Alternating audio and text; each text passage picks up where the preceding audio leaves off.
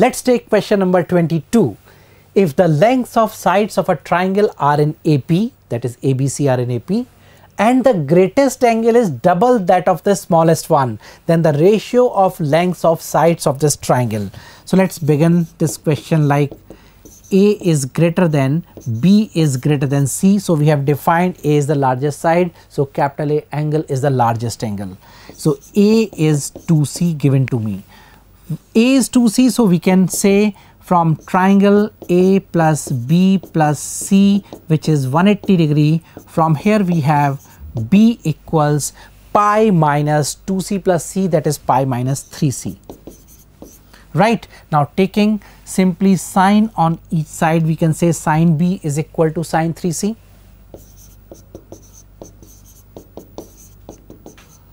Okay, also given to me that sides are in AP, that is 2B is equal to A plus C. Using sine rule, we can change these sides to angles like 2 sine B is equal to sine A plus sine C. Simply cancelling the ratio term lambda from here say. So we can rewrite it as B is pi minus 3C and A is 2C. Right, so change everything in terms of C. We have 2 sine 3C is equal to sine 2C plus sine C. Now expand sine 3C and sine 2C. We can see that sine C can be cancelled. We are left with twice of 3 minus 4 sine square C, which can be written 1 minus cos square C.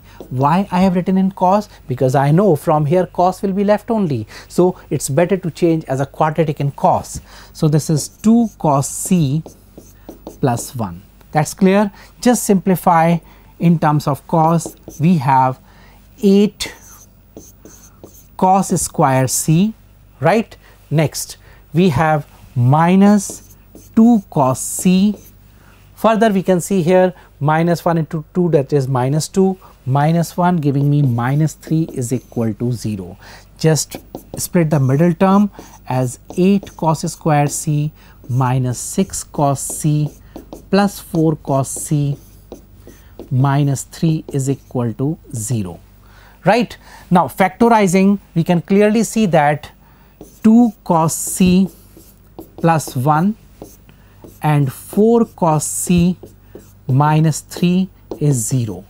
Now since I have taken C as the smallest angle, so clearly it cannot be obtuse. So this factor is not possible as C is acute. So from there we have cos C is 3 by 4. Since cos C is 3 by 4, so we can find sin C 3 4 root 7. Therefore sin C is root 7 by 4. Correct. Now we can find sin B and sin A as well, so that we can talk about ratio of sides. Now sin B, what is the relation in B and C? We have the relation in B and C as sin 3C. So let's write down, this is equal to sin C, that is root 7 by 4 multiplied with 3 minus 4 into 7 by 16. So this gives us on simplification 7 by 4 here. So we can write 12 minus 7, that is 5 by 4. So we have 5 root 7 by 16. Since denominator has 16, we can also write this term as 4 root 7 by 16.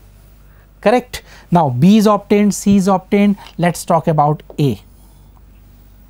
Sin A is equal to sin 2C, that is 2 root 7 by 4 into cos C, that is 3 by 4. So from here we have 6 root 7 by 16. So from here we can clearly see that sin A is to sin B is to sin C is equal to 6 is to 5 is to 4. Similar ratio we can write for A is to B is to C. So from here we can see from the given options 4:5:6 is given the reverse order. So correct option is option number 1. So I'm sure this is clear. Let's move on to the next question. The height of a right circular cylinder of maximum volume inscribed in a sphere of radius 3 is. So question is talking about first sphere. Let's say this one. Then it is talking about a cylinder inscribed in it like this, right? Now we can say this is the midpoint, say this is the radius part, and also we can draw for cylinder like this so that we can get a 3D figure here, right? Now the question is saying the height of a right circular cylinder of maximum volume inscribed in a sphere of radius 3. So radius of a sphere is given to me, so let's draw one more line like this so that we can mention here this is 3. Now let's consider this height is h and this radius is r.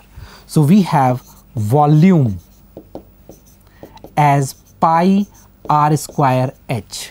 Now this r square plus h by 2 square is 9.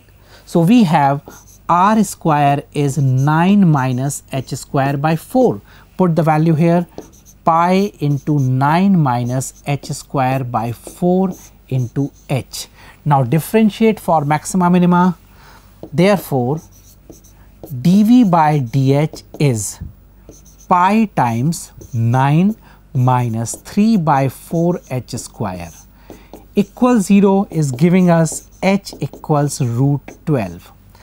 Taking second derivative d2v by dh square, this gives us minus pi into 6h by 4, which is negative, showing that it is maximum when you put h equals root 12.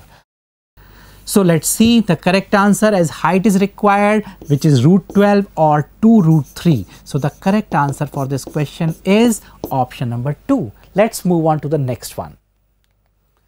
If the system of linear equations, this one, has a solution xyz where z not equal to 0, then xy lies on the straight line whose equation is. Let's try this one. We can write as the matrix equation form 1 minus 2 k 2 1 1 3 minus 1 minus k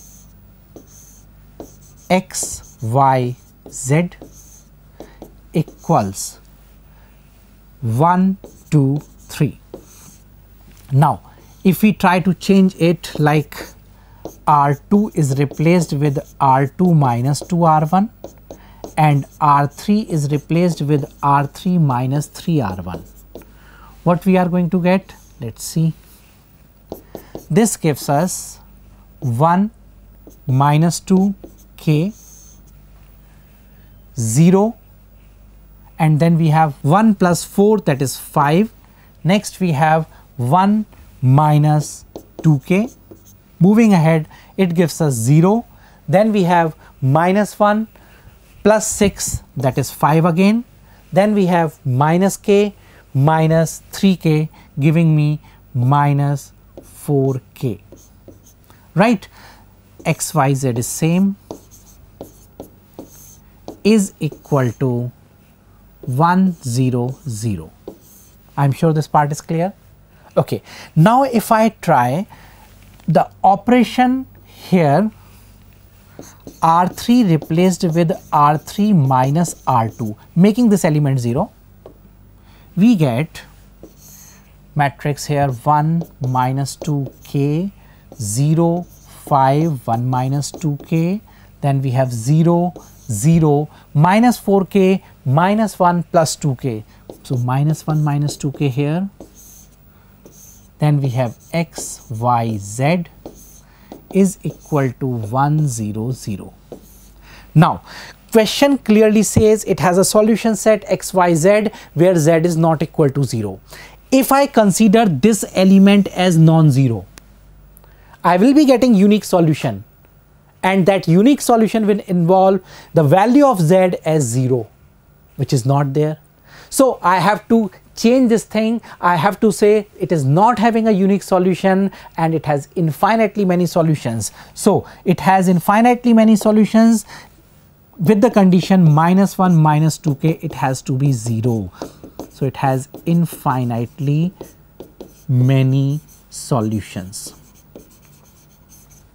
because unique solution part is going to give me the value for z is 0, which is clearly given, the beauty of the question which says it is non-zero. So k is -half. Now the value of k is obtained. Let's say we consider z is equal to lambda so that we can get triplet.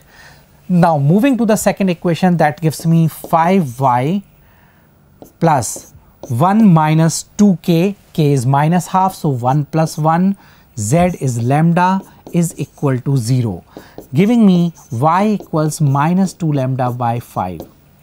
Moving to the first equation, which will give me x minus 2y plus kz. So let's write down x minus 2y, y is this one, so plus 4 lambda by 5 plus kz, so -half lambda is equal to 1. So from here we can say x is coming as 10 minus 3 lambda divided by 10, because it becomes simply 8 lambda minus 5 lambda, that is 3 lambda by 10, it goes to the other side, so getting x. So this is x, this one is y, and z is lambda. This is clear. Now if you look at the given equations, you can see that option number 4, which has 4x minus 3y minus 4, it is satisfying the values obtained by us. So the correct answer for this question is option number 4. So I'm sure this is clear. Let's move on to the next one.